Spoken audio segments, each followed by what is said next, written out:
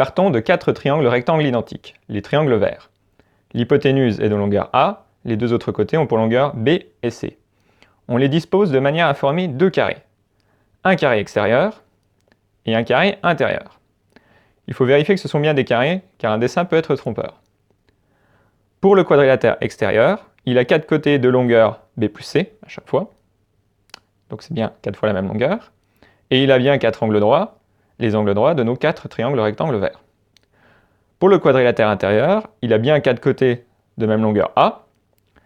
Et pour vérifier qu'on a bien un angle droit ici, on va utiliser le fait que dans un triangle, la somme des 3 angles vaut 180 degrés. Je me place sur ce triangle-là, triangle rectangle ici. Donc la somme des 3 angles vaut 180 degrés. On en a un qui vaut déjà 90, donc la somme des deux autres vaut 180 moins 90 égale 90. Ensuite, je me place sur cette partie-ci. Donc là, j'ai un segment, donc en fait un angle plat, un angle de 180 degrés. Et ici, j'ai mes deux parties, dont je sais que la somme de ces deux parties vaut 90 degrés. La somme de ces deux angles vaut 90 degrés. Du coup, ce qu'il me reste ici, l'angle de mon quadrilatère intérieur, c'est 180 moins 90, donc 90. Donc j'ai bien un carré. Pour démontrer le théorème de Pythagore, je vais calculer l'aire blanc au centre de deux manières différentes. Alors pour cela, je vais déjà écrire ce que vaut l'aire du carré extérieur. Ça c'est facile du coup. C'est B plus C au carré, vu que c'est un carré de côté B plus C. Maintenant, l'aire intérieure. Alors, sous cette forme-là, c'est facile, c'est un carré de longueur de côté A, donc l'aire en blanc vaut A carré. Première méthode de calcul. Ensuite, je vais modifier un peu ma figure.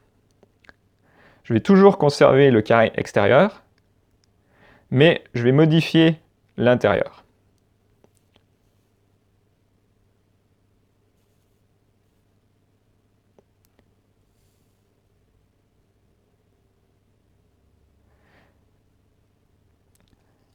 Et donc, l'aire en blanc qui reste, c'est la même que précédemment, sauf que ce n'est plus sous forme d'un seul carré, mais sous la forme de deux carrés.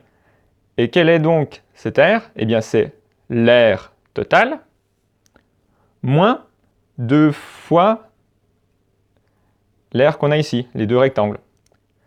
Et chacun de ces rectangles a pour aire B fois C. Donc l'aire en blanc, c'est l'aire totale moins 2 fois B fois C. L'aire totale, c'est B plus C au carré. Ensuite, je développe le B plus C au carré. B carré plus 2BC plus C au carré. Et comme j'enlève en plus les 2BC, il reste B carré plus C carré.